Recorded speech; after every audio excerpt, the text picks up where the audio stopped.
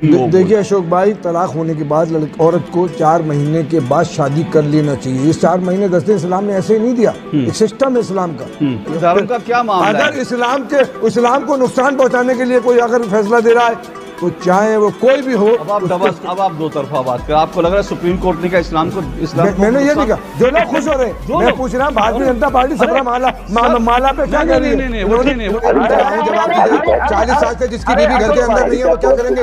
40 साल से जिनकी बीवी घर के अंदर नहीं है वो क्या करेंगे? कोई बदतमीजी नहीं, मैं आपके घर के बारे में बात नहीं कर रहा हूँ, मैं आपकी बीवी के बारे में बात नहीं कर रहा हूँ। आप जाइए, चलिए हाजी खान, चलिए उठिए आप जाइए। मैं बता रहा हूँ, मैं अगली बार मैं आपको बुलाऊंगा नहीं, मैं भी आपको उठा के बाहर फेंक दूंगा, मैं बिल्कुल फेंक दूंगा। हाजी खान जी, मेरी डिबेट्स में कोई पर्सनल किसी के ऊपर। और अभी तो रुको, क्लाइमैक्स अभी बाकी। वेल हेलो एवरीवन, स्वागत है आप सभी का आपके अपने YouTube channel the debate nation के अंदर। दोस्तों, आज के इस धमाकेदार डिबेट वीडियो में आप सभी को देखने को मिलने वाले हैं न्यूज एंकर अशोक श्रीवास्तव, और हम लोग दूसरी तरफ देखने वाले हैं मौलाना आजिक खान को। दोस्तों, आज की इस डिबेट वीडियो में अशोक श्रीवास्तव मौलाना आजिक खान की काफ़ी तगड़ी क्लास लगाई है, उसे देखकर आपको ज़रूर आनंद आ जाएगा। दोस्तों, वीडियो बहुत ही मज़ेदार होने वाली है, वीडियो में अंत तक जरूर बने रहें। और चैनल पे पहली बार आए हैं और अभी तक आपने वीडियो को लाइक एंड चैनल को सब्सक्राइब नहीं किए हैं तो जल्दी से जाके कर दीजिए। तो दोस्तों चलिए बिना किसी देरी के हम लोग मेन वीडियो को स्टार्ट कर लेते हैं। चलिए शुरू करते हैं।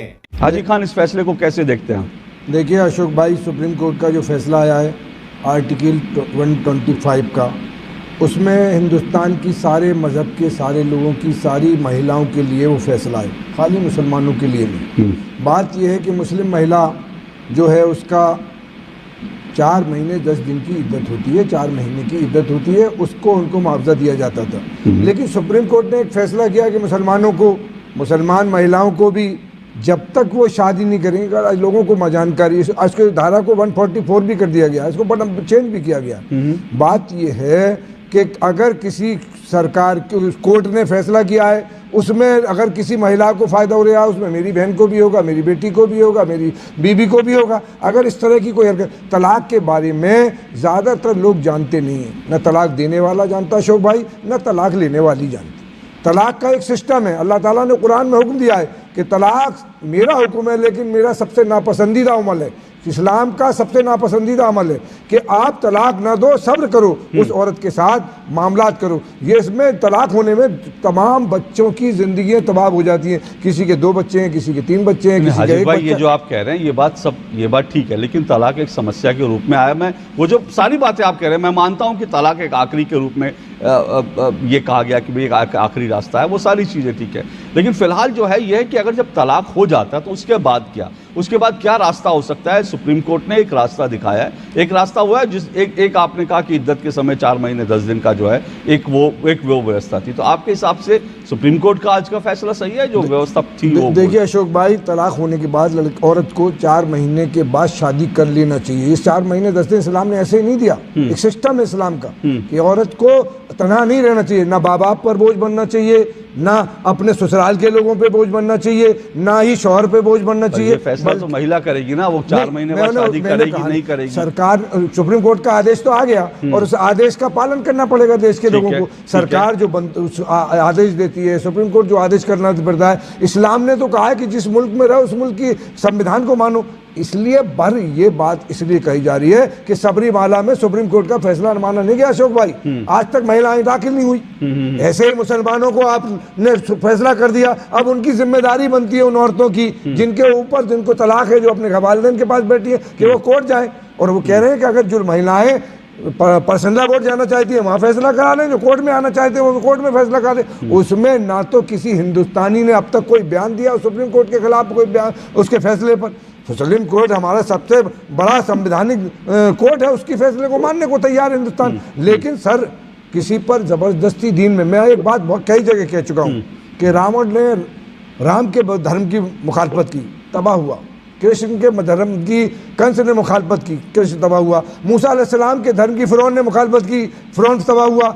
और इब्राहिम अलैहिस्सलाम के दीन की नमरूद ने की। और मोहम्मद सल्लल्लाहु अलैहि वसल्लम, प्रॉफिट मोहम्मद सल्लल्लाहु अलैहि वसल्लम के चचान है अबू जहल ने आपकी मुखालफत की, वो भी तबाह। इस धर्म के बाद अगर कोई फैसला इस पर कर रहा है, एक बात और कह दूं, एक बात चुप भाई, धर्म का क्या मामला अगर इस्लाम को नुकसान पहुंचाने के लिए कोई अगर फैसला दे रहा है तो चाहे वो कोई भी हो। अब आप दो तरफा बात कर, आपको लग रहा है सुप्रीम कोर्ट ने क्या इस्लाम को मैंने ये नहीं कहा, जो लोग खुश हो रहे हैं, मैं पूछ रहा हूँ भारतीय जनता पार्टी सबरा माला पे क्या कर रही है? वो ठीक है, वो मैं जवाब ले लूंगा, वो मैं जवाब ले लूंगा, लेकिन आप ये कह रहे हैं कि मतलब भारतीय जनता पार्टी इसमें खुश क्यों हो रहे हैं? अरे सुप्रीम कोर्ट का फैसला है, आप खुश नहीं है क्या?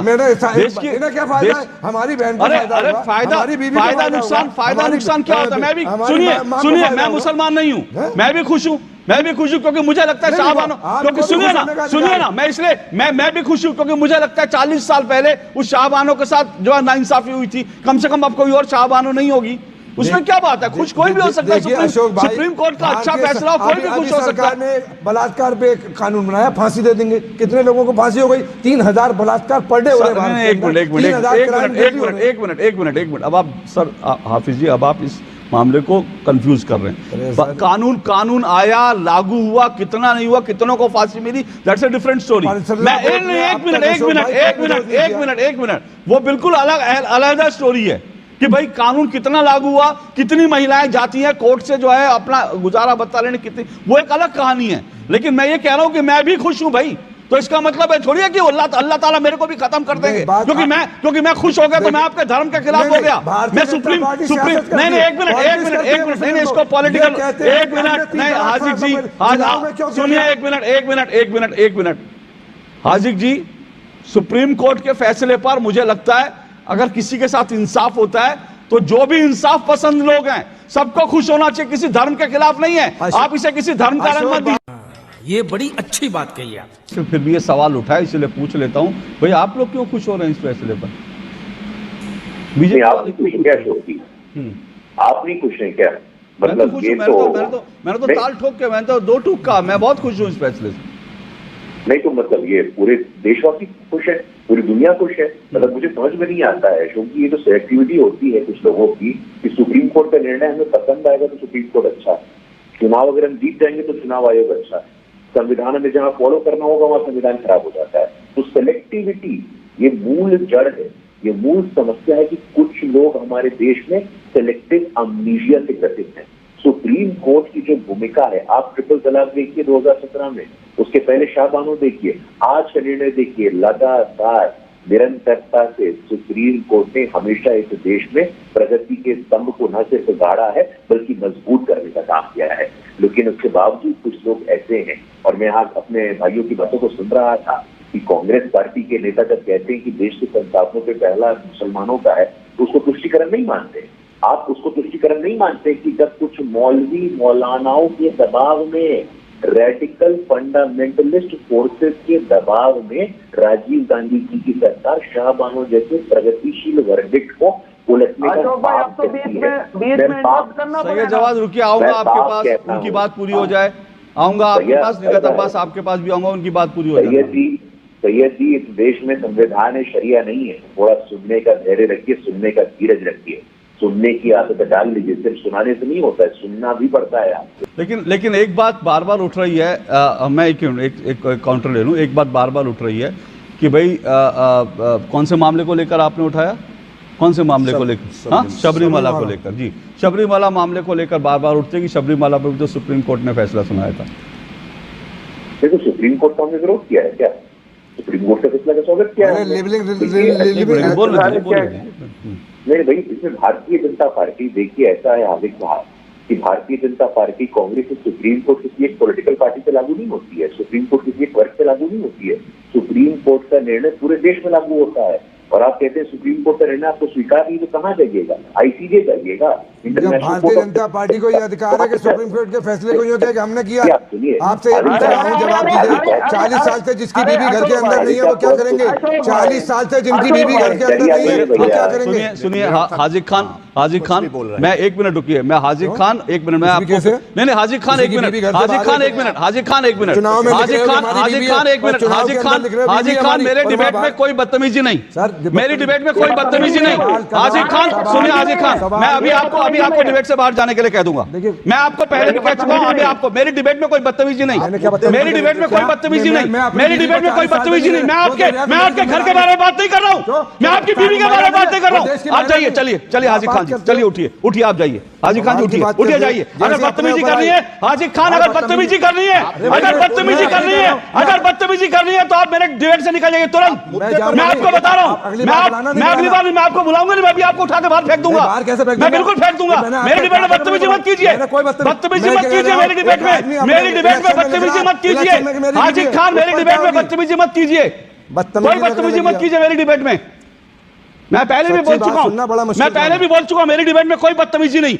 आपको मैं पूरी बात कहने का मौका दूंगा, लेकिन बदतमीजी नहीं। मैंने बदतमीजी क्या? आपने बदतमीजी करी है। क्या बदतमीजी? मैं फिर आप बदतमीजी मत करिए, बेवजह बदतमीजी करने मुझे शर्म आ रही है कि मैं आपके साथ बैठा हूं। शर्म आपको आना चाहिए, आपको आना चाहिए शर्म। आप प्रधानमंत्री नहीं सुनिए हाजी खान जी, हाजी खान जी मैं माफी चाहता हूं, मैं माफी चाहता हूं हाजी खान जी। मेरी डिबेट्स में कोई पर्सनल किसी के ऊपर मैं आपके ऊपर डिबेट में मैं माफी चाहता हूं। आप सर जाइए, आप जाइए सर, आप जाइए सर, मैं माफी चाहता हूं, मैं माफी चाहता हूं। आप बैठिए, आपका माइक मैंने हटा दिया। मुद्दे पर बातचीत कीजिए, सही बात कीजिए। क्या बात कर रहे हैं? चलिए हाजी खान आप इनको मत बोलिए कुछ, इनका माइक मैंने हटा दिया।